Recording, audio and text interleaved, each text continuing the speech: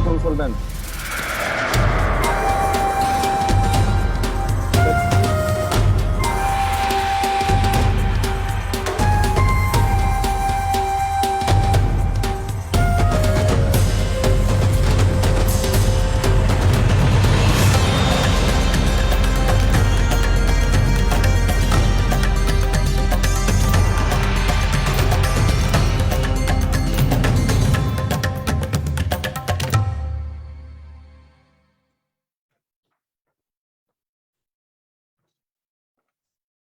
Dear presenters, panel chairs, and audience here in Zoom session and in our Facebook live streaming, I bid you a very good morning from Dhaka Media Summit 2022.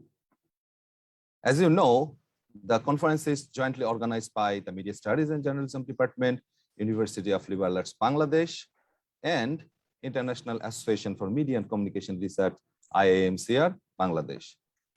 The central theme of the conference this year is Future of Journalism. Our associate partners are LSPR Communication and Business Institute, Jakarta, Indonesia, Sukhothai Thammathirat Open University, Thailand, Walisongo State Islamic University, Indonesia, Medium College, the Philippines, Khaja Moinuddin Chisti Language University, India, Pelita Harapan University, Indonesia, Media Action, Nepal, Digital Transformation Program, Dhaka International Mobile Film Festival, and Axis MIL, outreach programs of University of Liberal Arts Bangladesh. Our media partner is Daily Shomoyer Alo. As you know, today we are going to start the fourth and final day of this edition of Dhaka Media Summit 2022. At this part of the proceedings, we have three parallel sessions to begin. Session one is news production and consumption trends in a post-COVID world. Session two, social media and identity construction. And session three would be the significance of media's influence in the construction of social movement in digital age. Today, we need to do a little complex thing. That is that two of the sessions will go to the breakout rooms and one session will remain in the main room. Before we move to the breakout rooms, let me tell you the name of the sessions and the participants in those sessions. So the first panel, news production and consumption trends in a post-COVID world. The session will be chaired by Dr. Rino Febrianno Boer from London School of Public Relations, Jakarta, Indonesia. In this panel, the presenters are Rajasekhar MJ, Fahmid Mohtasin, Samiya Asadi, Habib M. Ali, and finally, the panel chair himself has a paper to present. So this panel will remain in the main session. You do not need to move. The session titled Social Media and Identity Construction. This will be chaired by Dr. Kamalrat Intaratat from Sukhothai Thammathirat Open University, Thailand. And the presenters in this session are Afia Nanziba Ibnat and Mamunur Rashid, Orchona Rao Manukunda, and Muhammad Fahim Abrar and Priyanka Kundu. So I would like to request the chair and presenters of the session titled Social Media and Identity Construction to move to their respective room. Please click on the breakout rooms and then you will see the room titled with your session. I hope everyone is familiar with how to go to the breakout rooms.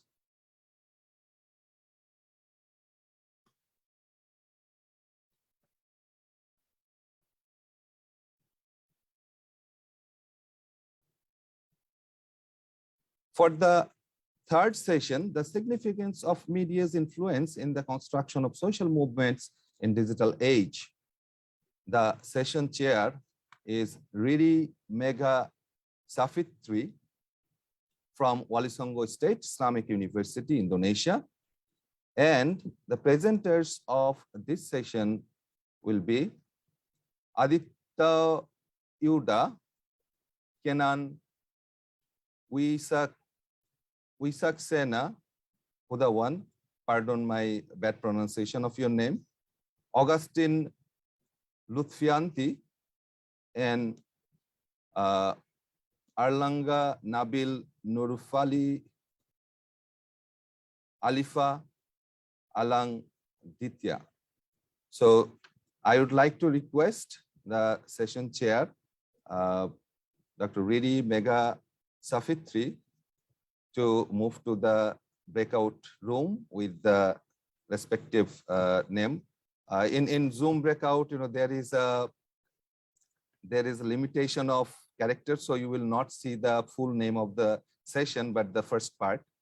So please, you move to that respective room for your session. And also I would like to request the presenters to move along. The audience, you also need to do the same thing to attend the presentations of your respective presenters that you are here to watch. So if anyone faces any problem, kindly let us know. This is a little complex. We are in digital environment, and things are, such parallel sessions are probably easier in offline environment. Professor Kamalrat, you are to move to your session. Or host, can you please move Professor Kamalrat to her session? She is in the second one, social media and identity construction. Session 2, huh? Yes, sir. Session Yes, ma'am. Yeah. So our host will move you to there. You just accept the movement.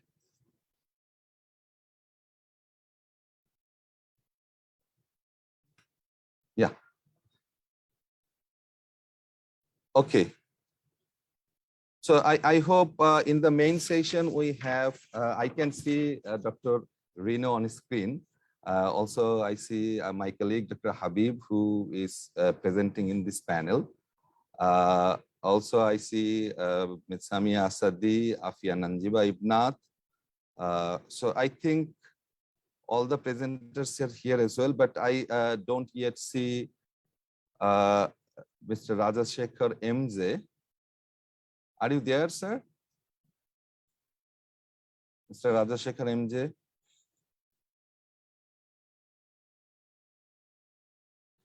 One, two, three. So among the 5 presenters, I think we have 4 here, including Dr. Rino himself. So Dr. Rino, a very good morning to you. And thank you so much for accepting our request to chair this session. I would like to request you to take over and conduct the session. Okay.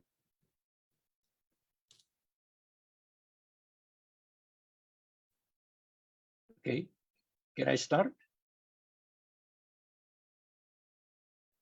Let's start. Okay, okay. Good morning, our fellow, our lectures. Yeah, if we have same profession as the lectures. Wassalamualaikum warahmatullahi wabarakatuh, and have a good moment for this. Yeah, and I would like to express my honors. Yeah, to appointed by the committee to be a session chair. Yeah, and the presenter as well for this session. And I will be very happy to meet all of my colleagues that could be also be the presenter for today. The first one is Mr. Rajasekhar MG, but I think he's not yet come to our room. And the second one is Mr. Fahmid Mohtasin. Are you here? Yes, sir, I am here. Ah, okay. So I'm glad to see you, Mr. Fahmid. And The third one is Miss Samiya Asadi. So I can see your face here. Yes, Hi. sir, I'm here. Yeah. Hi. A good moment to see you here. Good morning to And you. yeah. And the last one is Mr. Habib M. Ali. Yeah, I think I saw you in the first person here. Yeah. So have a good, lovely morning for today. Good And morning. since I be the session chair, I think we try to make it compact, yeah, the schedule, because we have a tight time to present all of us material for today. So I think better to have 15 minutes for each of us to present. Is it okay with you? I think so. 15, 18 minutes. Okay. Yeah, fine. Yeah, this could be fine. Okay, so I think I'm gonna be the first person who is to present the first one, and just following uh, the the step, yeah, that already decided by the committee. Second one is Mr. Rajasekhar, if you are here, and the third one is Mr. Fahmid, yeah, and the fourth one is Miss Samiya Asadi, and the last one is the Habib M. Ali, and also be the host, yeah, for this conference. And I would like also express my honor to the committee, yeah, the University of Liberal Arts Bangladesh. Yeah, I see that there's a Professor Jude William Jedilo here. Yeah, it's a great honor for me to be attending and be the session chair for today. And also the International Associations of Media and Communication Research. Yeah, I think you are doing the good conference, yeah, and a very good conference, and a very how do we call it, amazing moment, yeah, to collect all of those scholars, yeah, in the media, especially in the journalism studies, and work together to give and share their talk about these topics.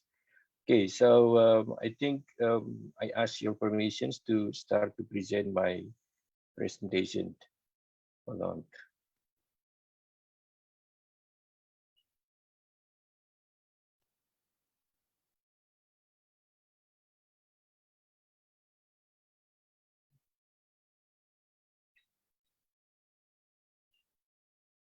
Okay, have you seen my slide? Yes, we can see it. It's clear. Okay, thank you. Yeah, my topic is my title topic is about the where's the objectivity of reporting news of COVID-19 era, study on situation in Jakarta under the large-scale social restrictions policy. Yeah, I think this quite be a provocative statement. Yeah, I'll try to put it into my title for this topic. And I will be start with introduce again to all of you. I think I did it before. Yeah, so please, for all attending, yeah, or the participant to this session, yeah, this is the sessions of news production and consumption trends in the post-COVID world. Yeah, and that will be the 5 presenter for this session. And I would like to start with the quotation from the reference that I use in my topic is about there is a conflicting evidence on the overall impact of the digital platforms on news and journalistic content. So I quoted this from the Derek Walding and Peter Frey on 2018. Both of them is write the books. Title is a Center of Media Transition. So when I see the books it's try to configure what is all about the media and the journalism itself. Yeah, because there's a the changing situations driven by the technology. And the second one is I think it's going to be also the background of the topic is the journalisms behind journalisms. So when we talk about the journalism right now, I think there is a big changes happens on this industry. And one of it that related with the journalism itself is about the information disorder. I think when I see the videos from the committee before, yeah, I see that there's also the headline mentions about the misinformation, disinformations, or malinformation. So this also be the questions, the challenge to be addressed on my research. And this is going to be the situations happen in Jakarta. So Jakarta is a big capital city of the Indonesia, have people that living in Jakarta, it is around 10 to 56 million in 2020. And since we have a COVID era, and then all of the street is going to be like what you see on the screen. Yeah, it's a very empty street. Usually there's a very, very heavy traffic here on the street. This is going to be the main traffic, the main street in Jakarta, yeah, near to the palace, and the central of the government in Jakarta. So I try to put it as a topic of the Jakarta under attack. And the hashtag at the time is the stay at home. And my research is going to be also taking from the previous research. There I also one of the researchers that written about the comparisons of the news content objectivity on COVID-19 between the tick.com and compass.com. So this both media is a very famous media in Jakarta. Yeah. And the research result is about the you can see on the slide, yeah, the two online media, both compass.com and the tick.com, are not objective in reporting COVID-19 based on the Westerhout standard of objectivity. I think all of you here is already aware about this scheme, yeah, wrote by Westerhout. And the conclusions of this research mentions that there's a low balance of the source or informants. And the second one is the mixtures of facts and opinions. So in the news, it's usually happen when we start to research on this content. And based on that previous research, I would like to start my research again based on the situations, yeah, for gaining an explorative perspective, yeah, depth methods on the news content. So I will rather to use and continue with the qualitative approach. And the case, it's going to be more or less, it's going to be the same with the previous one. It's still talking about the Jakarta large-scale social restrictions, or in Jakarta, we call it as the PSBB. And the time is also continuing based on the previous time, September to December 2020.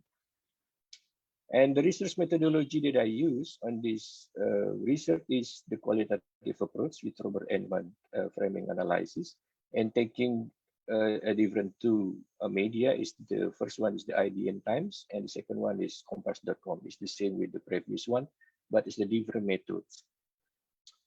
And the first result is, if you see on the slide, for me, it's quite be interesting when we say that compass.com, yeah, based on the experience, yeah, and the ideology of this media, they will have hesitate to raise the negative perceptions about the government. But the hidden fact, yeah, behind of this phenomenon is not because try to put their side in the middle, but it because on the COVID-19. Most of their informants reluctant to have an online interview and meet face-to-face with the journalists. So why they will rather to take the sources taking from the press conference issues by the government official or the government office at the time. And the second result is taking from the IDN Times. One interesting point that I found on this phenomenon, they also opened, yeah, they try, yeah, more or less they are quite be objective, yeah, to cover from the both side, yeah, when they starting make an article in their online media. But what will happen at the time is they open for public, yeah, for those that want to contribute their idea in written article, and then they will get paid. Yeah, so there is two mechanisms. Yeah, directly they will make a payment based on the readers. Yeah, they treat your articles on the platform, and the second one is they will give you a point. Yeah, so it's cumulative point, and then it's going to be transferred to the money, yeah, to the payment to their account. So that will be happen. So why the perception is of the news is quite be objective. And the conclusions of the research is, I'll try to put it into the hypothetical questions about the future journalists. Will it be the persons without any background of the journalists? And Because what? Because based on the research is the news producer is not be someone who have an formal education or experience as a journalist. Everyone can be the journalist and put quote unquote the journalist, quote unquote terms, and they can write their article and then they can send it to IDN redactor, and then the redactor will take a look on the content, and then if they pass the requirement, and then it's going to be open and public can read that article and they will get paid for that.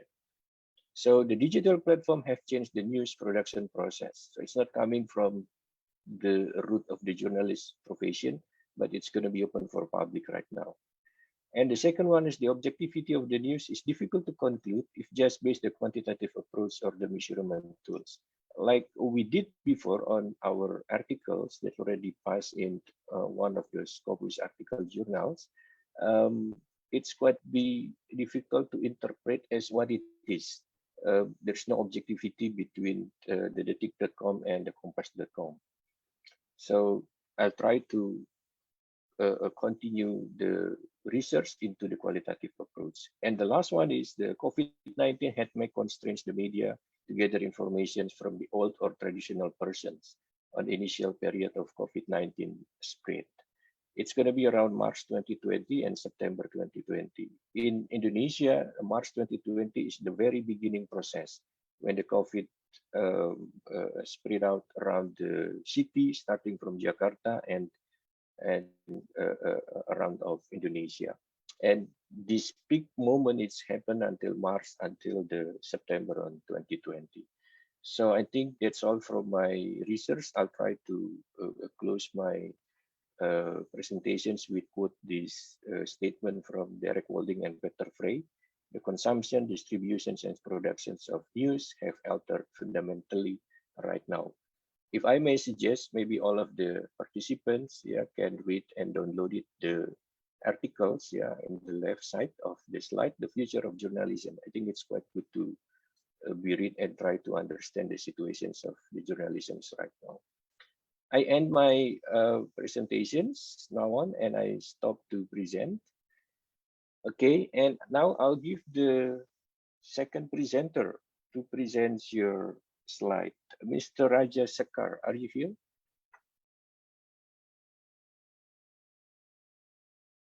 Mr. Rajasekhar? Okay, so since you're not here in the room, so I'll give the opportunity to the third one is Mr. Fahmid Mohtasin. Please. Yes, sir, I'm here. Am I audible? Yep, sure. Okay. You can start. So could I please share the screen?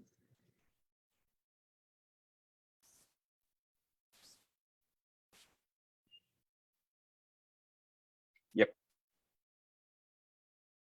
Yeah, you can start, Mr. Fahmid. Okay. Good morning, everyone. I am Fahmid Mohtasin from the Institute of Disaster Management and Vulnerability Studies at Dhaka University. It is a pleasure to be here today. Before we get started, I want to take a minute to thank Dhaka Media Summit and everyone present for giving me and the authors of this study the opportunity to present our paper to such renowned intellectuals and academicians in this international conference. Compared to their work in this field, ours is a very modest undertaking. I'd also like to thank Mohammed Juel Mia, our respected faculty, for always encouraging us and guiding us in our work. Now, without further ado, let us get started.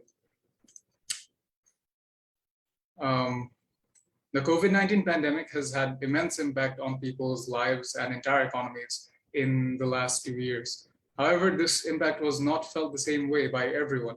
It varied greatly based on occupations, economic class, sex, etc., which is why there have been studies conducted to gain insight on how the pandemic has affected different demographics and subdemographics. Many studies have been performed in the past to understand the impacts of the COVID-19 pandemic on garment workers, university students, business owners, etc. However, despite being a first responder to the pandemic, there haven't been studies portraying the impacts the pandemic has had on journalists at the time of preparing the study, at least. As a result, we developed our paper to fill that gap. The objectives of our study included presenting the experiences of journalists to the wider community, shedding some light on their material and psychological needs in the event of a similar situation in the future. For example, another global pandemic might occur. And lastly, to facilitate deeper studies in this matter, having this as a reference point. Our study is primarily a thematic analysis based on qualitative data. In its opening stages, it required a lot of planning and coordination between the authors to develop a blueprint, after which a questionnaire was developed, considering a wide range of possible impacts on the lives of journalists. In the next stage, each author was tasked with conducting a number of face-to-face or over-the-phone interviews in a semi-structured manner to gather as much data from the participants as possible. The interviews generally lasted 45 minutes to an hour. The verbal interviews were recorded with the consent of the participants, but taking ethical matters into consideration, we kept their identities anonymous for our paper. The final stage of our work was to review the recorded interviews, identify themes based on patterns and commonalities, and finally develop the literature of our study. There were some limitations during this entire process as well, since there was absolutely no budget involved. And given that traveling wasn't suitable with an ongoing pandemic, the area of our study was restricted to Dhaka city and the journalists residing here. Also, as the authors themselves conducted the long interviews, the sample size could not be quite large. However, the 20 individuals that were interviewed were all from varying platforms, designations, and organizations. So they represented their own media house in sharing their experiences. In this pie chart, you can clearly see the distribution of our participants as to which platforms they were sourced from. For the sake of anonymity, the organizations were kept unnamed. Now let's talk about the findings of our study. Our first theme developed for the study was the nature of work, where we found that almost all the organizations observed a period of remote operations. For many, it was only for 3 months during the height of public concern in early 2020, but for others, it continued till early 2021. Many of our participants shared that it was incredibly difficult for them to adapt to this new system, which was mostly through online communication. Others shared that the process of collecting information from their sources, as Sir had previously pointed out, was incredibly difficult as opposed to the traditional method, which made them face a lot of challenges, especially with high-profile individuals, such as officials from IEDCR or DGHS. This attached quote from one of our participants provides their account on the matter, if you'd like to take a view. When it came to changes in the volume of work, our participants were all quite consistent in stating that the personnel responsible for developing reports on public health saw their work volume grow significantly, whereas it was quite different for other departments such as entertainment or sports. As for the issue of wage cuts and layoffs, most of our participants held their organizations in quite high regard, mentioning that they received timely and full wages and that no significant layoffs due to the pandemic were occurring. However, we gathered some very conflicting remarks from a small minority of participants from relatively less renowned organizations who shared that there was quite a significant margin of wage cuts and laying off. They stated that many journalists were informally dismissed in the name of unpaid leaves and that many of them received almost half of their usual wages for almost a year, as you can see from the attached quote here. Coming to our next theme, which is external support, namely from the government, we found that almost no journalistic organization received financial aid.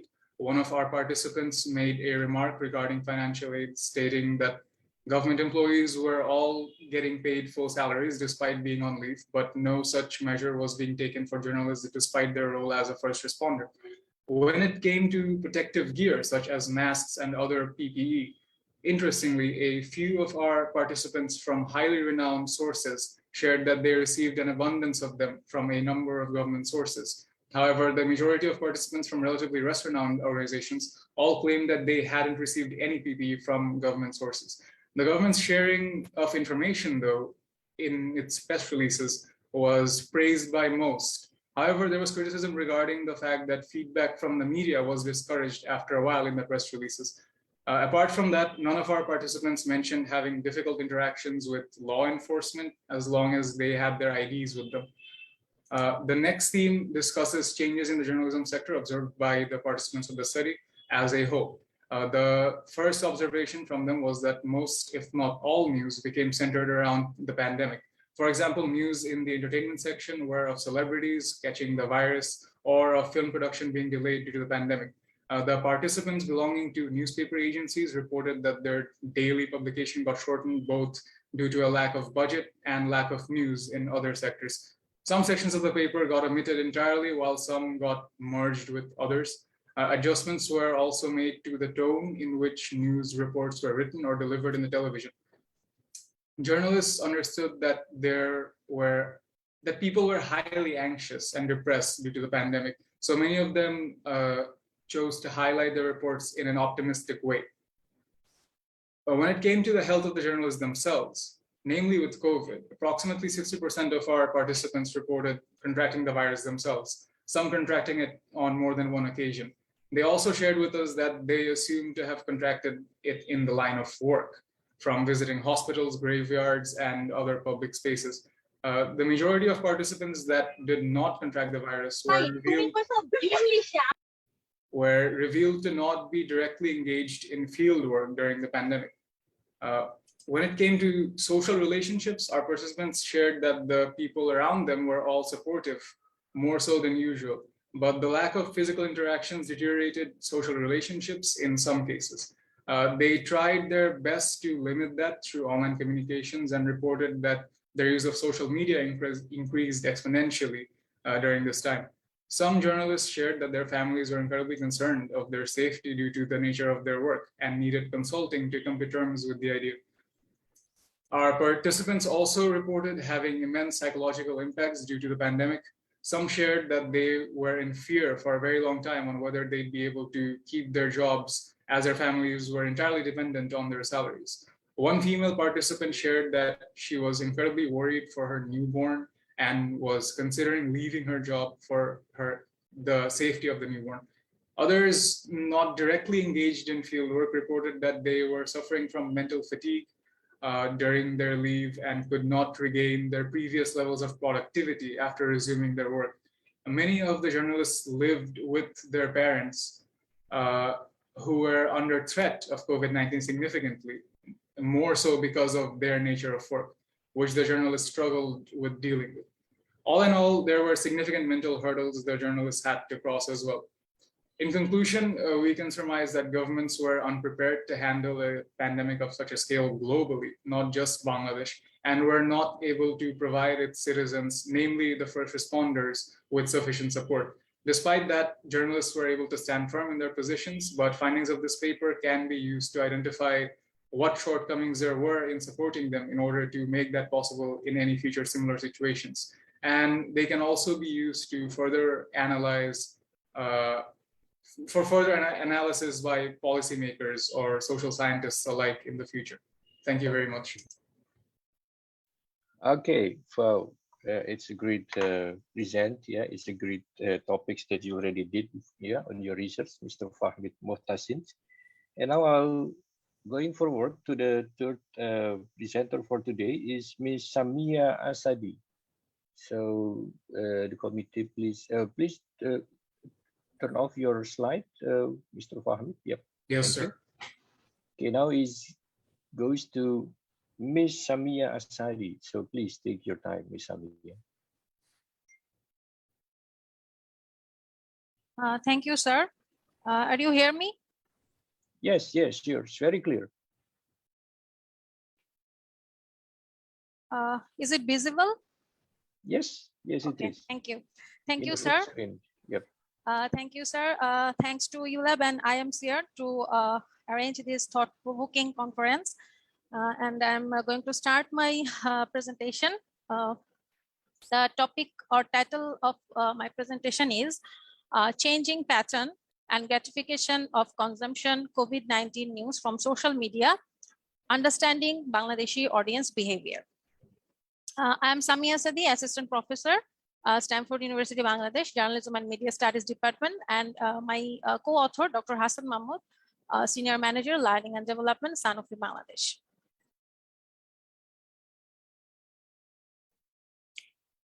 COVID-19 is the most rapidly spreading virus the world ever experienced. WHO declared COVID-19 as a pandemic on January 30, 2020, and it takes only 93 days to declare it as a pandemic. At first, we only get news about rate of the infected and rate of the death. And in Bangladesh, the only source of getting COVID-related news was press briefing from government. And this information darkness created a public concern and forced the general people to seek information from the most accessible ways. For most people, it's the digital media. In this context, the study helps to determine contemporary trends and readership gratification or satisfaction, especially the Bangladeshi readers who regularly read, share, and engage themselves in COVID-related news from social media, especially Facebook, rather than traditional one. Objectives of my studies.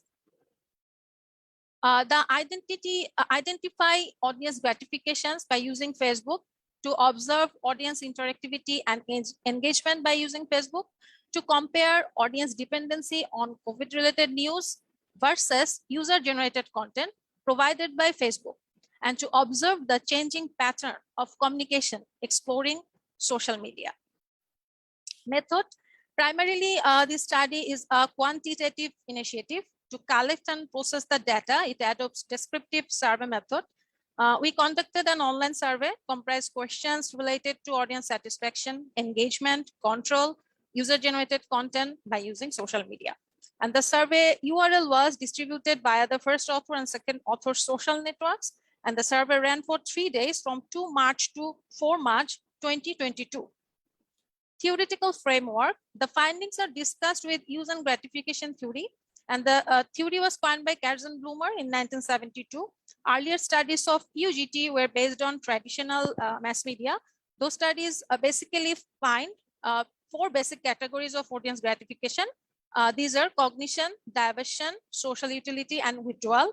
And digital transformation of media revealed more contemporary and diversified variables in audience gratifications. And recent studies on UGT added audience interactivity, engagement, audience control, empowerment, convenience, utility. Sampling, a total of 102 respondents completed the survey. We have conducted the survey with purposive sampling to reach our objective. Our field of study was educated middle-class Bangladeshi audience, the audience who used Facebook especially for COVID news. We can see here the demographic analysis of the participants. Age, all respondents were age 20 years and above. And 58% of respondents at 20 to 30 age ranges, and 40 to 50 years old accounted for 20% of respondents, and 30 to 40 years old for 17%. Education, the highest level of education qualification attained by most of the respondents. 48% was graduated or equivalent, 38% postgraduated, 11% was in higher education or equivalent. Occupation, 47% of respondents were students, 28% were service holder, 8% professional, 8% homemaker, and rest of the 9% respondents were retired entrepreneurs and others. Okay, now I'm going to my result and discussion. We see here figure number 1. Here we see that 80% of respondents reach COVID-related news like infection, mortality, prevention, caution, lockdown, closure of educational institution, vaccine. And figure 2 shows 39% of respondents seek COVID news from social media, especially from Facebook in the context of Bangladesh. In the question of why do they use Facebook or social media for COVID news, we see in figure 3. We see in figure 3, 21.60% responded choose Facebook for COVID-related updated news, and 4.10% choose for opinion giving regarding COVID. Here we identify information seeking gratification. There are two types of information seeking here. Number one is to keep up audience with current event, like to know infection rate, lockdown, closure of education institution, in a word, day-to-day news, which increase the level of cognition. And number two is to meet general curiosity, like sharing, seeking, evaluating opinion of others regarding COVID news. On the other hand, in figure 3 and 4, we observe respondents are very much comfortable and feel convenient to read COVID-related news for social media by using mobile. Figure 3 shows, beside information seeking, there are also some other reasons for choosing COVID news from Facebook. The reasons are convenience, 25.80%, easy access to others, 9.30%, easy to find, 24.70%. That means for reading COVID news through Facebook, there is no time restraint or bound. Audience able to read news when they want, they can find news easily, can able to read again, share to others also. So we see here convenience, utility. Moreover, digital audience are more powerful. They're not only able to control their reading time, but also able to select from larger menu or option which they are going to read and share. That means audience control also play an important role in convenient utility. On the other hand, mobile with its everything everywhere characteristics accelerate the audience convenient utility. In figure 4, we see here 89% of respondents read COVID news from mobile. And reason for mobile using are 38% for easy to use, 21% for easy to carry, and 4% for easy to start. As a whole, mobile as a device convergence and shifting power from source to receiver, that means audience control increase the convenience gratification. Okay, if we see in figure 5 shows that beside news from notified media, audience use multiple sources to gather COVID news. 63.2% audience get COVID-related news from their Facebook newsfeed from notified media. On the other hand, 36.8% news gathered from COVID-related Facebook pages, groups, and status and information shared by friends. The important observation come from figure 6 here. It shows that audience not only get COVID-related news from multiple sources, sometimes they play interactive role also. We see 48% audience as a web surfer who only read or go through the news. In the same time, around 46% audience are involved in reciprocal communication. That means they show more or less interaction by using emo, making comments, reading other comments, sharing news, etc.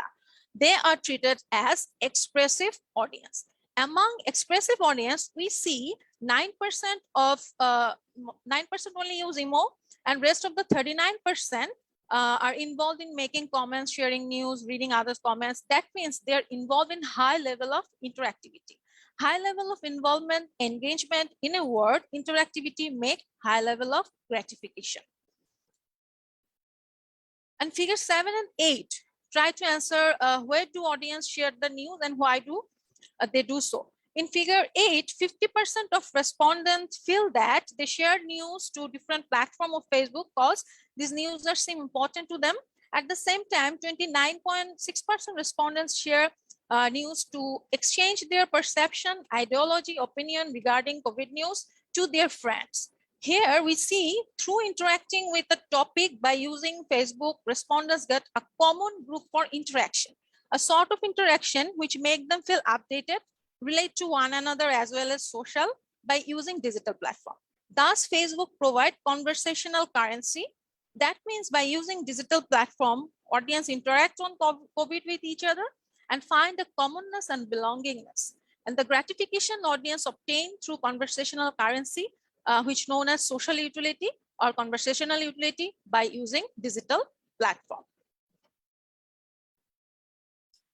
Beside news from notified media, respondents depend on other sources also.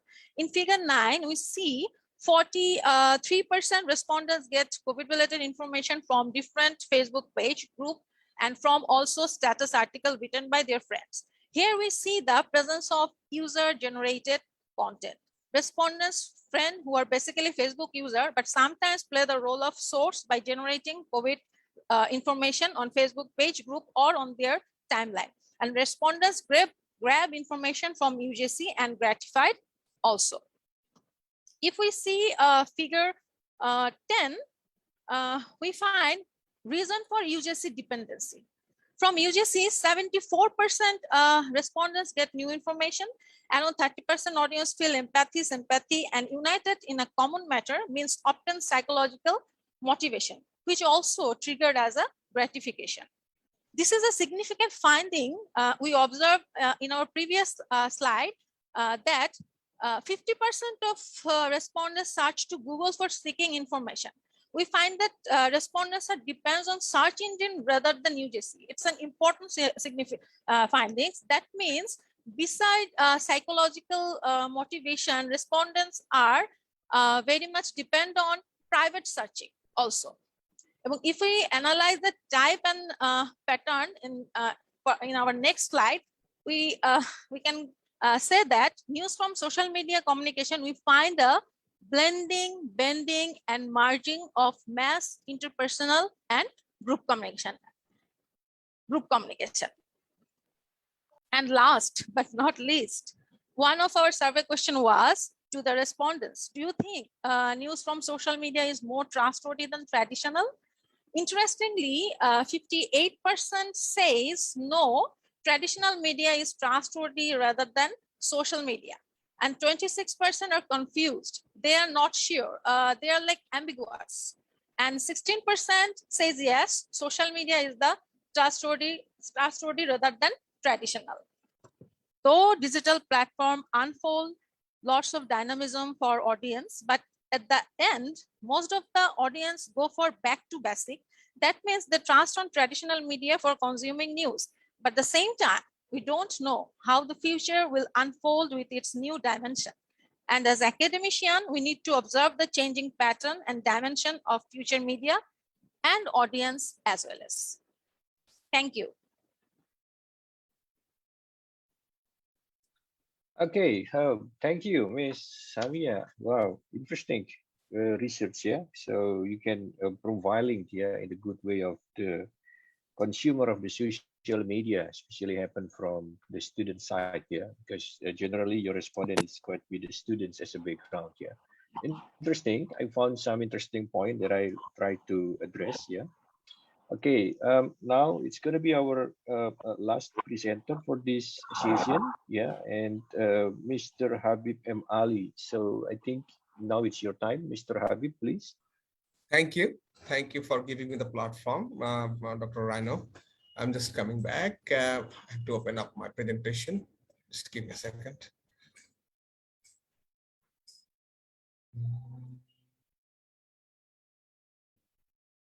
Yes, it's here.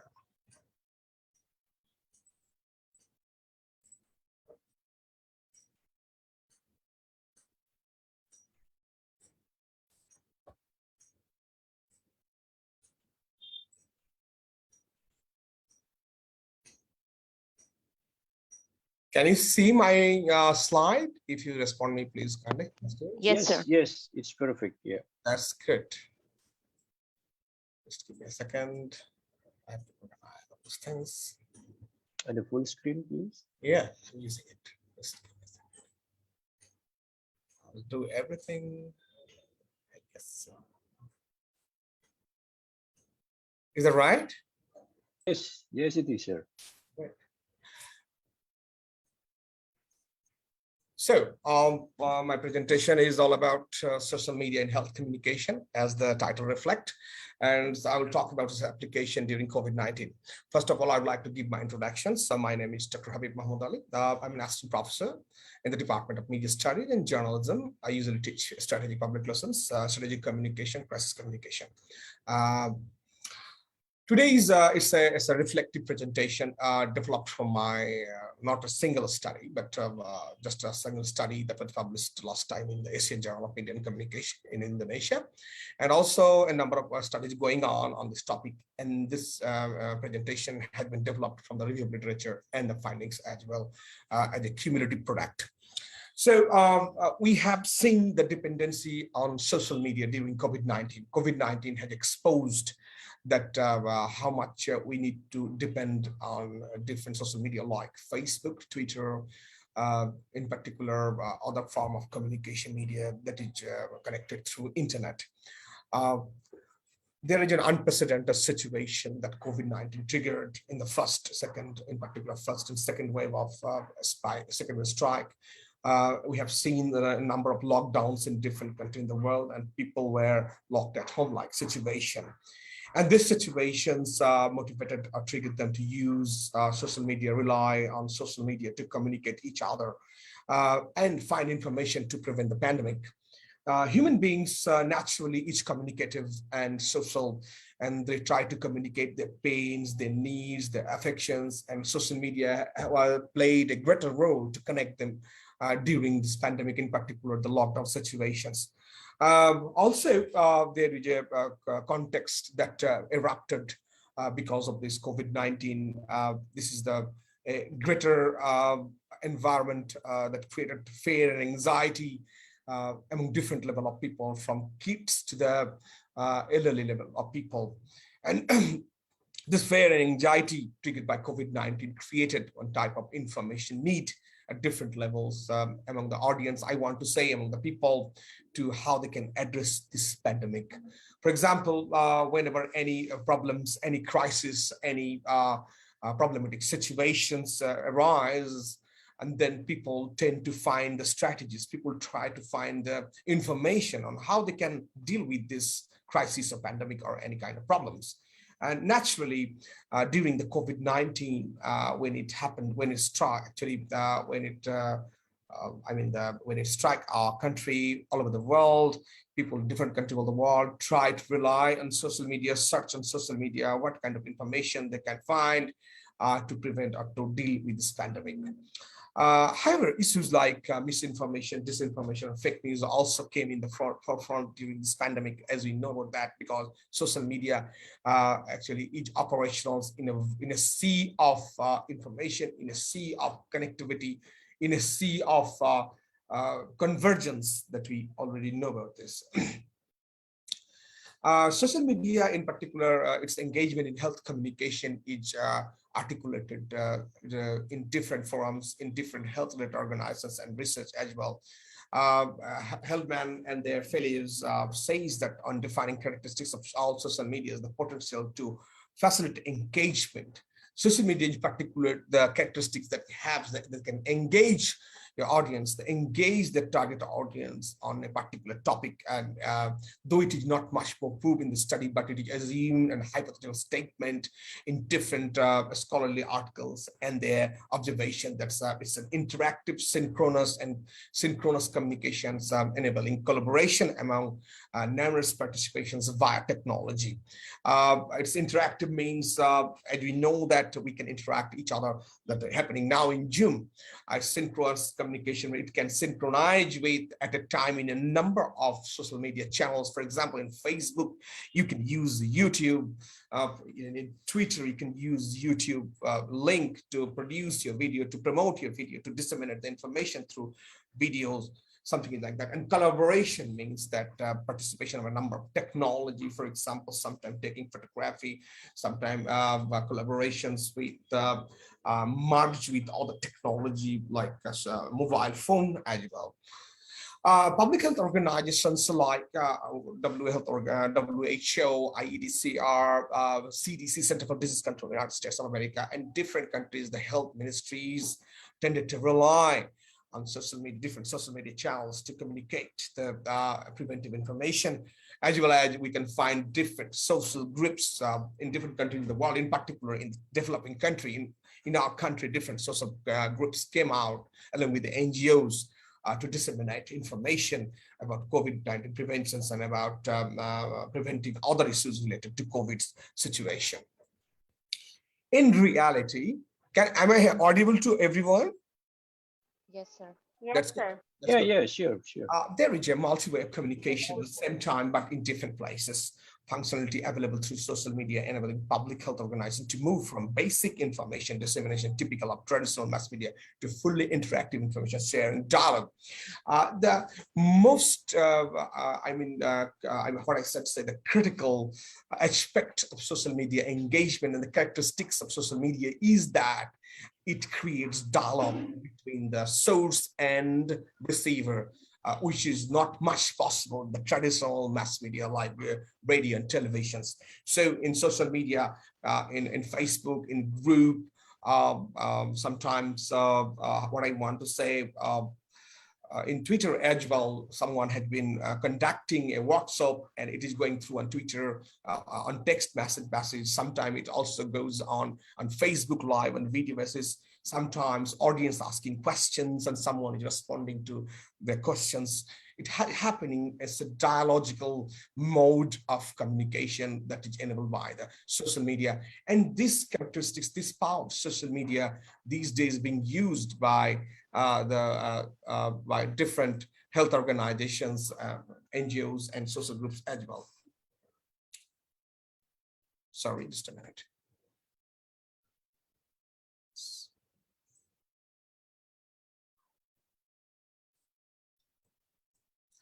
So WHO, what is saying that social media, as well as the digital media, what you want to say in detailed manner, is the enabler for health. Information and communication technology enable users to access, store, transmit, and manipulate information. Social media has the power, such as if you have good internet, you can access, you can store, you can transmit. Sometimes some international organizations and national organizations also manipulate information, which is not, which they think it is not necessary to disseminate for the public, and where sometimes they disseminate which they think necessary for the public. Information is a major source crucial to health of individuals, the population in general, and to the success of the organizations. I want to say information is the ingredient. It is shaped through strategically communication strategies, experts, then how it should be molded and how it should be disseminated to a particular channel. And from my point of view, in our research, that you're saying that communicating right information to the right channels to the appropriate audience is the main challenge during COVID-19. And this is why social media have appeared as a vehicle for strategic communication on how to communicate properly to the audience, the proper information.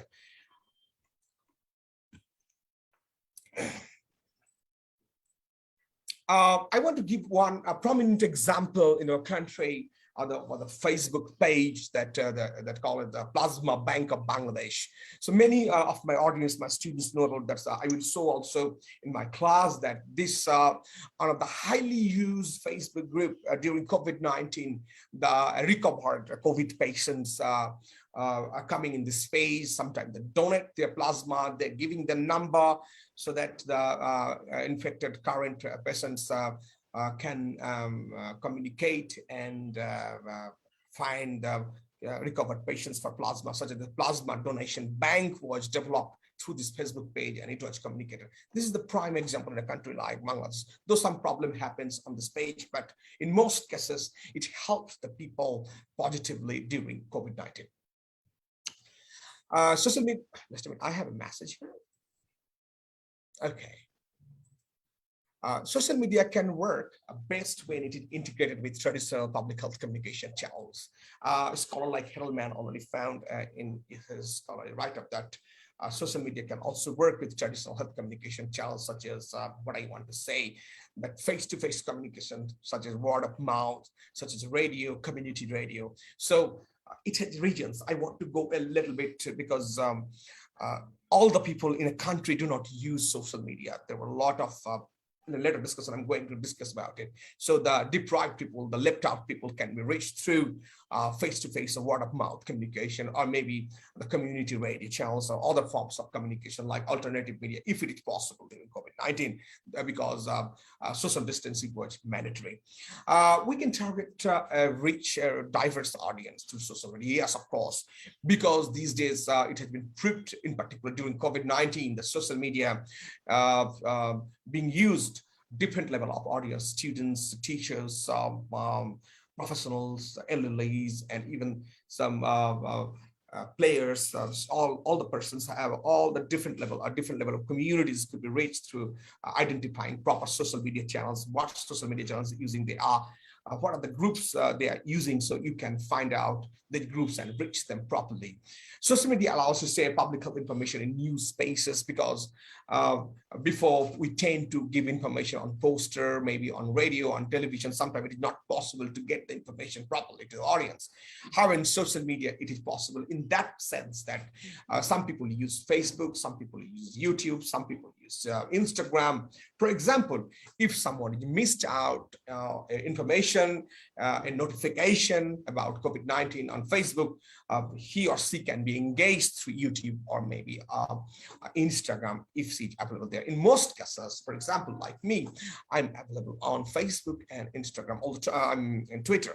So if I miss something on Facebook, sometime get there, or on Twitter. Also, I have subscribed a number of good channels on YouTube so that I get all the times information from these sources. We can listen and collect feedback in real time through social media. It's kind of social media listening, what is happening among the audience, whether they understand something or not, what are the topic of discussion today about any public health issues or maybe on COVID-19. For example, if any interventions have been disseminated or suggested by the organizations, how it is impacting to the people. All this feedback could also be collected through social media. Some surveys, sometimes in the comment box, how they're feeling, how the audience are feeling after using the information, after applying the interventions, something like that. Of course, as I already articulated, that it creates a direct engagement in this way so that we can ask questions, audience can ask questions. So it's almost like a dialogical process. And another most prominent feature of social media application during COVID-19, we have found the application of social media influence, such as the medical doctors, in particular in Bangladesh. This is the research we are going on currently. So they have played a pivotal and significant role to communicate information, science communication-based information that are coming from CDC, that is coming from WHO, that is developed and disseminated through Lancet, disseminated later on to the people. Of course, there is some. Excuse me, someone's mic is on. Excuse me. Excuse me, someone's mic is on. Audience, please off it. Okay. So, of course, there are a lot of challenges in social media engagement for public health, and the challenges are endless. However, I have tried to put some of the major ones here. So, the first thing is we find that the loss of message control. It is sometimes, the worst of user. So you are sending some message, you're posting some message. Sometimes you could not control it. Maybe it is misinterpreted. Maybe it is reposted or shared in a different way. So sometimes the message may be lost its control of it. I mean, how could I say that? The source loses the control of the message through the channels. So also we know that during COVID-19, we have seen the concept of the mishaps caused by misinformation, disinformation, fake news. A lot of misinformation and disinformation appeared in social media saying that something happening like that, you can take this medicine and you'll be cured from COVID-19. So we have seen those things, and there is a plethora of examples about this, so we don't want to give much about this. And of course, the most other important thing is because the health communication based on science-based communication, science communication first. So the quality of information, retaining the quality of information is the prime aspect of this communication, of this strategic and health communication as well as crisis communication. During COVID-19, it has seen that the quality, controlled, verified, and reference informations were limited. People gave information, people posted information without verifying whether it's correct or not, whether it's given by WHO or CDC or not. That is not the reference is absent. So these are also part of actually limiting reputation, social media engagement by different organizations. And I think it's privacy and confidentiality that sometimes are not, maintained in social media. So this is very important. We have also seen that hatred and racism propagated during COVID-19, in particular India, when in this first wave of COVID-19, Muslims were particularly blamed some in Delhi that they are actually disseminating, they're the causes of COVID-19. Also, I want to give the example of China, because China has been ostracized, have been labeled as the source. One is the source of COVID-19, but there is no particular evidence behind those labeling, the negative labeling. So in this way, hatred and racism actually disseminated and propagated through social media. And of course, there is an identity crisis, because we do not know about the audience to whom we're talking to. It's a major concern. The vast number of audience members appearing on social media, we do not know at all their age, their preferences, whether they're understanding our language, our information, and how they're interpreting our message as well. In communication, the major failure is that the source always think about the process, and in that process, the aspect of interpretation by the audience is absent. So, of course, we need to think about the interpretation. As well as the information overload is another prime concern during COVID-19. A lot of informations are coming, a lot of evidence, examples, a lot of suggestions about interventions are coming through different sources, and people sometimes feel haphazard, people sometimes feel overloaded about information, and sometimes they're skeptical which information is correct and which is incorrect, which they should follow, which they should discard. In this way, it makes them a little bit overloaded with information. And another thing is the concern is the digital divide. As you know that in a country like Bangladesh, I want to give the example not only in Bangladesh, in the developed country as well, in the United States, maybe in Europe. I gave a lecture in a university. I asked my students, there was a digital divide. Something is like that. Internet is not always cheap for everyone. So some people have good access, some people do not have good access. Some people have the device, some people do not have the device. So in this way, digital divide created in different societies in the world. This is called digital gap as well. So the message that we were disseminating for curing or preventing COVID-19 through different public health social media channels may not reach the target audience because of the digital divide and digital gap. In a country like Bangladesh, Indonesia, many people are poor and they are residing in disadvantaged context. So of course, even they do not know how to use properly of course, the farmers, they do not know how to get information through social media in a particular topic on a particular topic. So digital divide creates problems in a particular area of research as well. By way of conclusions, I want to reiterate that we also need to keep in mind information technology, social media rules and regulations operational in different countries, because we are communicator. We are communicating information about health, and health information is also sensitive, and it creates problems for the organizations, may create problem for the government, may create problem for the organizations, may create problem for the audience as well. And the most important aspect that we have found during COVID-19 is the changing the advice, because it's a new virus. We do not know much about that. We do not know much about the intervention about that. So CDC, WHO, constantly during first wave and second wave, I've seen that constantly changing the advice they're giving about the prevention. So the experts who are working as a communicator with the health communicator, they needed to actually put their eyes constantly what the changing is going on, and in this way they're giving the information to the people. So of course they need to keep in mind the social media related laws and IT related laws, whether the information could not harm anyone, could not harm any particular class of society. Another aspect that we find that the media consumption among this audience, the pattern is changing rapidly in the world, in particular in social media audience. So we need to be more focused. We need to do more studies on the audience, on how we can reach our target audience more effectively. It is still lagging behind this sector, because we have seen that is still now the health communication, whether it's COVID-19, whether others, in the context of social media, they could not represent a big sample.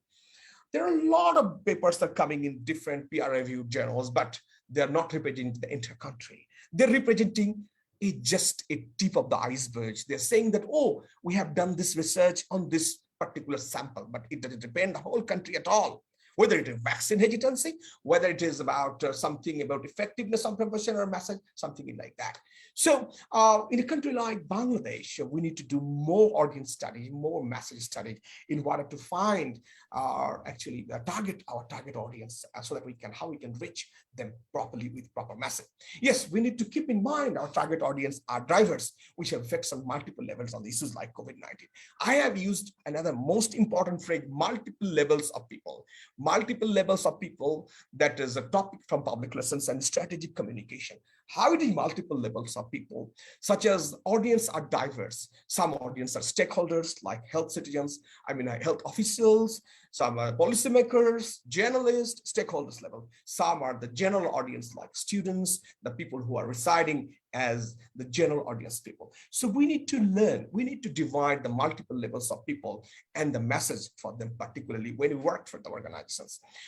And overall, COVID-19 has taught us it's an extraordinary situation. And of course, we need to think the health communication patterns should be developed from strategic and crisis communication approaches, because it is rapidly changing the health communication process, the health communication strategies, and it could not go alone like a single mechanism. It needs to depend on strategic communication and crisis communication approaches. In that, how strategy is changing depending on the context, depending on the audience, depending on the message, depending on the source, and depending on the feedback as well. And of course, health issues are part of crisis.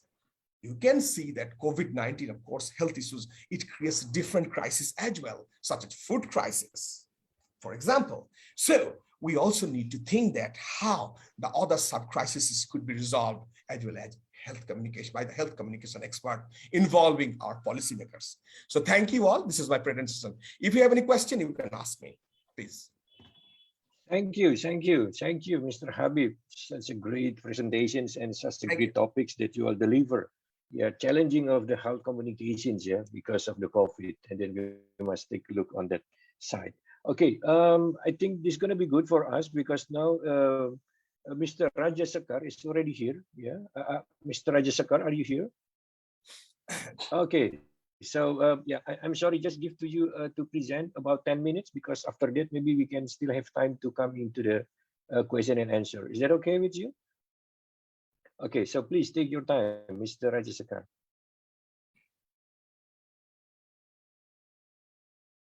Sorry, you're still in mute. Yep.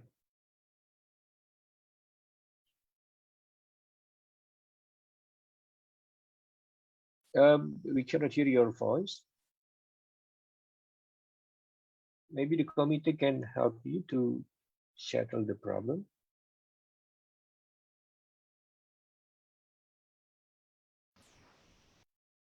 Okay. Can you say something? No, it's still mute. Cannot hear your voice.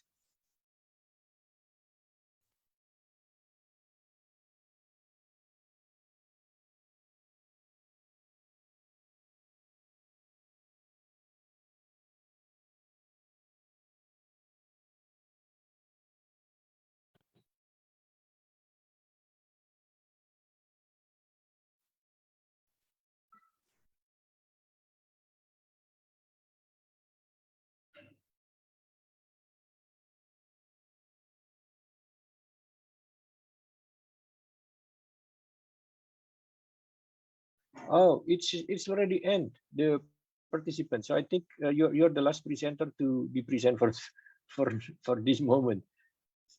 So all of the presenter is already present. You're the last.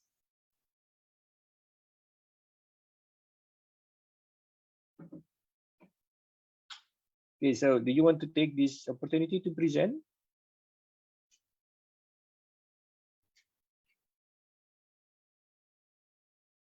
Sorry for this.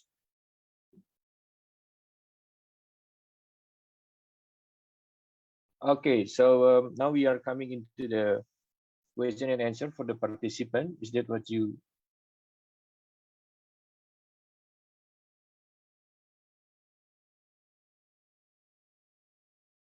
Okay. Yeah.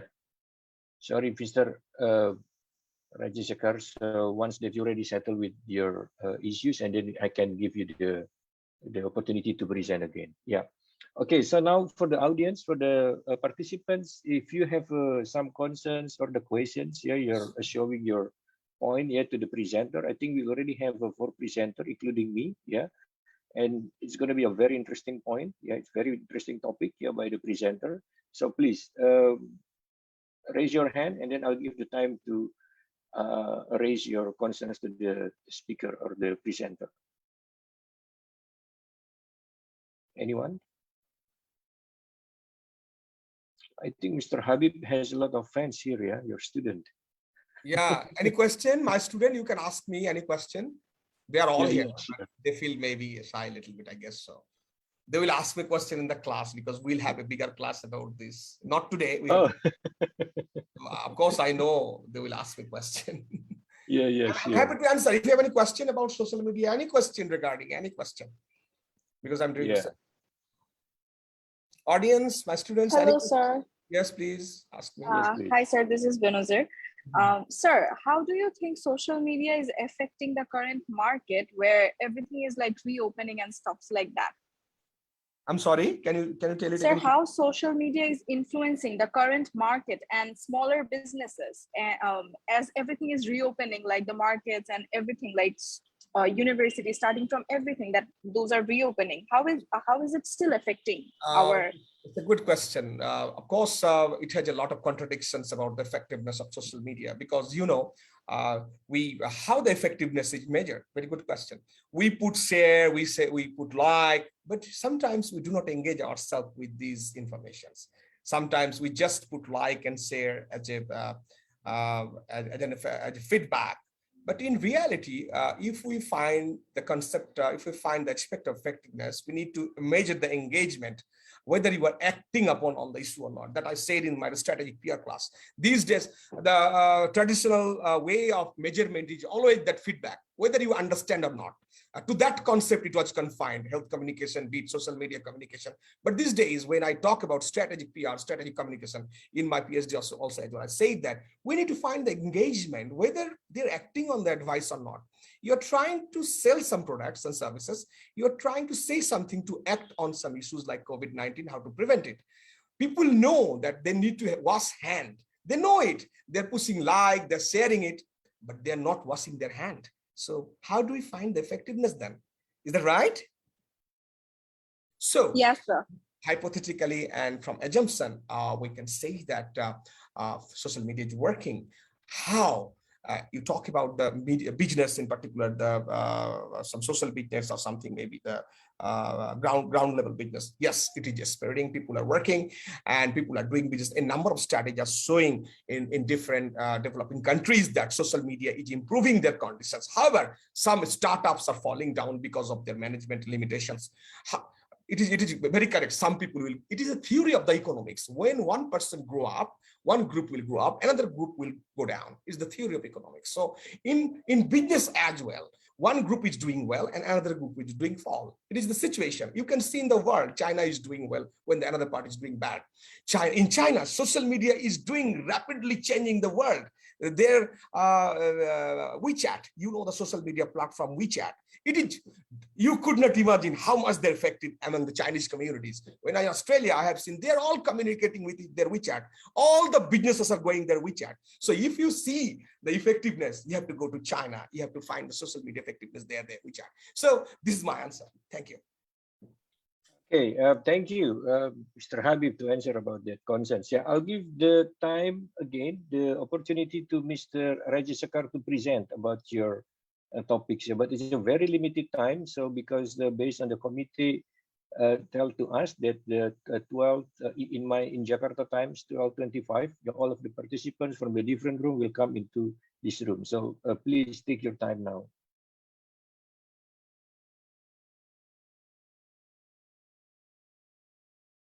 Still cannot hear your voice.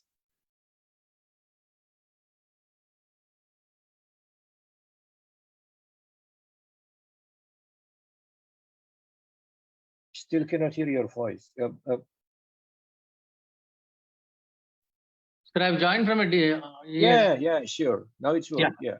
Good morning, Mr. Chair, and good morning, all friends. Suprabhata to all. My abstract was on social media, a platform for citizen journalism in the old city of Hyderabad, India. So I have a slides.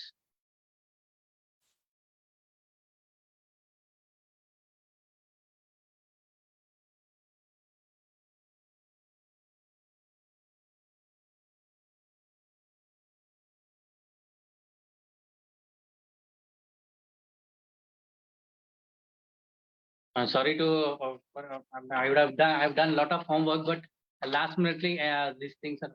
Can I go orally? Shall I present? Okay. Yeah. Because I might be having some. So my paper was on social media, a modern platform for citizens journalism in old city of Hyderabad. I hail from Hyderabad, and here we have a different kind of situation in old city of Hyderabad. Basically, Hyderabad is predominantly, old city of Hyderabad is predominantly populated by Muslim community and other backward classes. There is some amount of upper caste population in small pockets who are basically traders. Am I audible, sir? Yeah, we can hear your voice. So, response. So background is response of traditional journalism in the old city of Hyderabad. The mainstream media seems to be covering very less. Whom we have done IDIs, in-depth interviews. So old city of Hyderabad, Telangana is Telangana state, populated by the Muslims predominantly, Dalits and few upper caste. Culturally, the whole business, whole region is completely different in terms of architecture because it's an old city and it's all Nizams and Qutub Shahi structures and other things. There is also marginalization of communities living in the old city of Hyderabad due to social state. So coming to mainstream media, there is less coverage of news pertaining to especially to this pocket called old city, which is predominantly with Muslim population. So most of them are negative portrayal. Earlier, Habeeb Ali Saab was mentioning about Delhi COVID spreading, and it was Tabrik Jamaat thing which he has said. So it was rare coverage of important news. Any or any which is very much important to mainstream media. So there is no coverage of developmental work done by public representatives. The state keeper in the media. So advent of digital technology, usage of smartphone in the past 1 decade brought a revolutionary change in the minds of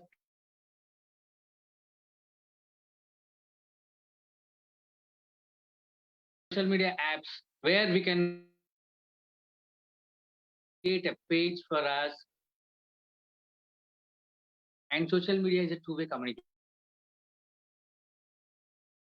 Things and you will be getting feedback, maybe immediately or some other time. But when we're meeting media and electronic media, it's not possible. So this we have users profile has been analyzed, been done. So we had a lot of we have, because these youth have been, they thought that where mainstream media is not covering related to the representatives, some of the youth have come from pages. Mr. Chair? It's done, Mr. Rajasekhar? Though through IDIs and media, including both pros and cons, analysis of the usage of has been done, ROL review of literature has been done.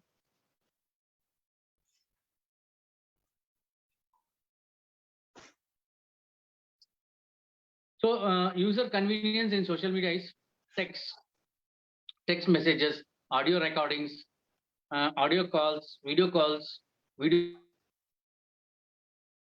are very much popular nowadays in the youth, and they are getting attracted and they are becoming popular. After becoming popular, their word is well taken in the community. Having social media account a public identity, celebrity status, more participation and followers have been observed. So complacency that old city is in the same, some medium of news is a new media.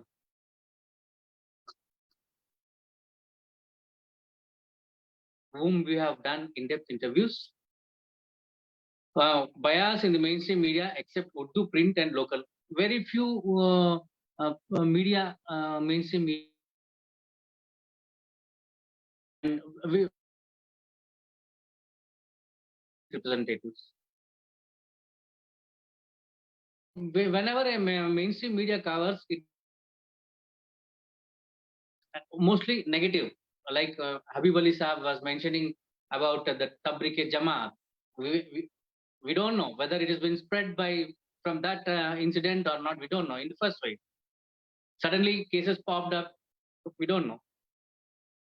Bias towards coverage reasons. Community being minority and socially backward. That is the reason why the mainstream media will not focus on minority communities. Because due to low literacy levels and ignorance, people cannot raise issues. So because they cannot raise issues, youth of the community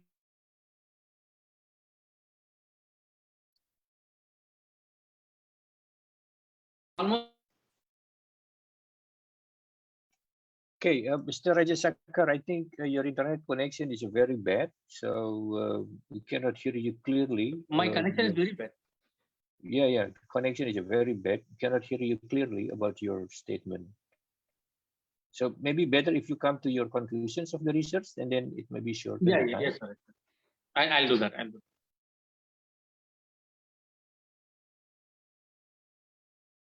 So conclusion. When this is said by one of the participant of in-depth interview, when we are ignored and marginalized, we know how to cross the margins and behave and be in the mainstream. It was a statement given by one of the participants. Social media is a tool that has given us liberty to empower ourselves through participatory communication. Like community radio and community video, social media is another revolution in the digital era in the world in the old city of Hyderabad.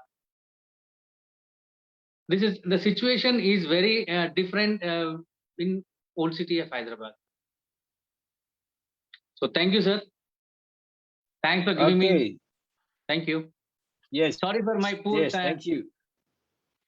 I came to my office in old city, so that I should feel that I am in old city, so that instead of staying at my residence, today is being Sunday and on holiday, I've traveled all the way from 40 kilometers to my office. Yeah. I do understand about that case. Yeah, Rajasekhar, Mr. Rajasekhar. Yeah, I'm sorry for having this situations because I think the committee is also mentions to me that we must be very strict with the time. But thank you for your topics. I think it's going to be interesting because you're coming from your site in your city, and I think it's a very unique perspective. Yeah, the people there using the social media.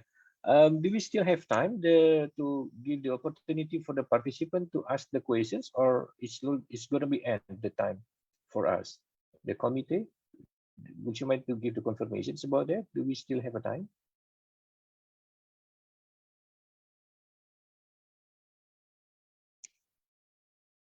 I think the answer is we don't have time anymore. So I would like to say thank you for your presentations. I'm sorry, I'm so sorry about these situations happen. Yeah, I think it's out of our control, the internet connection, etc. And but I can feel, yeah, your patience on your topics, and I can also sense, yeah, that the topic is a very good, yeah, to comparing between the three countries or the two countries, yeah, especially coming from my side, yeah, in Jakarta, Indonesia, and I've got a lot the learning topics, yeah, the learning point that I get from your presentations, yeah, especially Dr. Habib, yeah, and Miss Samiya and Mr. Fahmid, and also your presentation, Mr.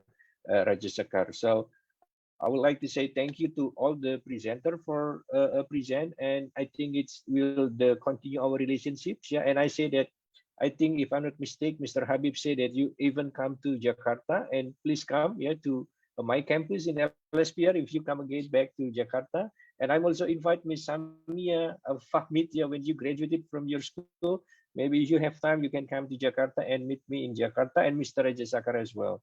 So I'm glad to this opportunity, yeah, and thanks to committed to let me join on this a very a great moment for me, yeah, and nice to all the great presenter for today and all of the participants. I'll give the time back to the committee. Thank you, thank you, thank you, Thank you, sir. thank you, thank you.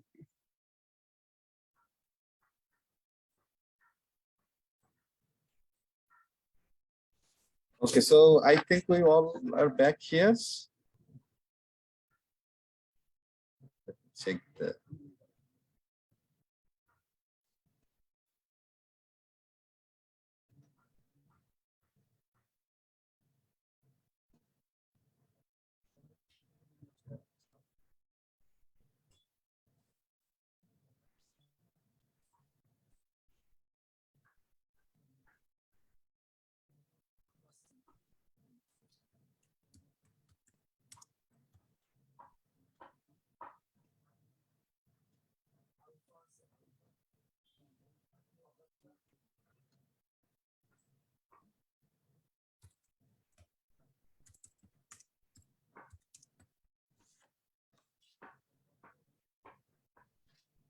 Just checking whether everyone's here.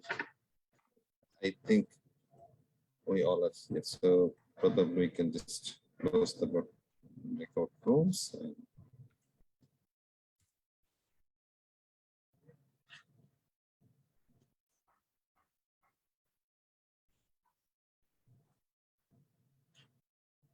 Okay, I think there was a time constraint because I see that there were many presenters in every panel except for one.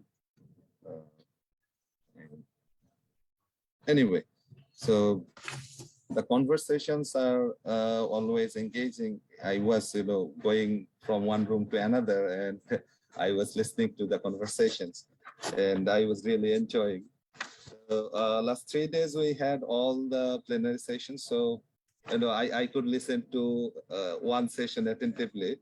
This time I could not listen to all the presentations in all sessions, but I mean, whenever I went anywhere, I listened that the things are important, issues are important, and the conversations are engaging. So I really hate this role to, like, a couple of minutes ago, I was broadcasting message that we need to wrap up in 2 minutes or so. So a very bad role, unpopular role that I was playing, but let us proceed to the closer. Time is something that we cannot hide from, we cannot flee away from, and we need to respond to time. And that's why I have to, because we have other sessions afterwards. So I would like to thank again our panel chairs in this parallel session slot. Number one, that in parallel session one, we had as chair Dr. Rino F. Boer from London School of Public Relations, Jakarta, Indonesia. I'm sorry that the name is LSPR Communication and Business Institute. I have been saying this for last 3 days, but still I don't know how it came up in my mind. Anyway, sorry, Dr. Rino. Dr. Rino from LSPR Communication and Business Institute, Jakarta, Indonesia, was the chair for our panel 1, which was news production and consumption trends in a post-COVID world. And thanks to all the presenters, Mr. Rajasekhar MJ, Fahmid Mohtasin, Samiya Asadi, my colleague, Dr. Habeeb Ali, and of course, should I thank you again, Dr. Rino, as a presenter as well? Okay, in the second parallel session, social media and identity construction, we had Dr. Kamalrat Intaratat from Sukhothai Thamatirat Open University, Thailand, as panel chair. And the panel entitled Social Media and Identity Construction had, I think, 4 presentations. Afia Nandia Ibnat, Orchana Rao Manukunda, Mohammad Fahim and Priyanka Kundu. So thank you all the presenters. And of course, Dr. Kamalrat, I cannot thank you ever enough, because whenever we raised hand, you were there, always with us. You always responded to our call. Same goes with Dr. Rino, of course. Then the third session, the panel chair was our colleague from Walisongo State Islamic University, Riri Mega Safitri. Thank you so much, Riri. And the presenters were Aditya Yuda, Kenan Wisa Sena, Hudawan, Augustine Lutfianti, and Erlanger Nabil Nurfali, Alifa Alang Ditya. I'm very sorry that I'm not being able to pronounce your name properly. Okay, maybe someday I will be able to do that. All the very best to all of you, and thank you so much for being with us, especially our panel chair in this session, the significance of media's influence in the construction of social movements in digital age. I think these are very important conversations. All 3 conversations are very, very important if you consider our world today. So thank you so much, really, again, for chairing this session. And of course, Walisongo is another institute who always was there with us whenever we raised hand and seek support. So thank you very much. We express again our sincere thanks and gratitude to all of you. So with this, let us conclude our first session of day 4, the closing day of Dhaka Media Summit 2022, organized by Media Studies and Journalism Department, University of Millat, Bangladesh, and International Association for Media and Communication Research, IAMCR. We are about to start our next session. We are a little delayed, a little behind the time. I think the modality of the parallel sessions are a bit complex. So, but I hope the presenters and chairs can give us a couple of minutes to prepare for the next session. Thank you. Seeing you in a couple of minutes. Thanks, Thank Dr. you, thank Darwat. you, thank you. Thank you. Bye-bye. Bye, Dr. Darwat. Thank you, everyone. Goodbye.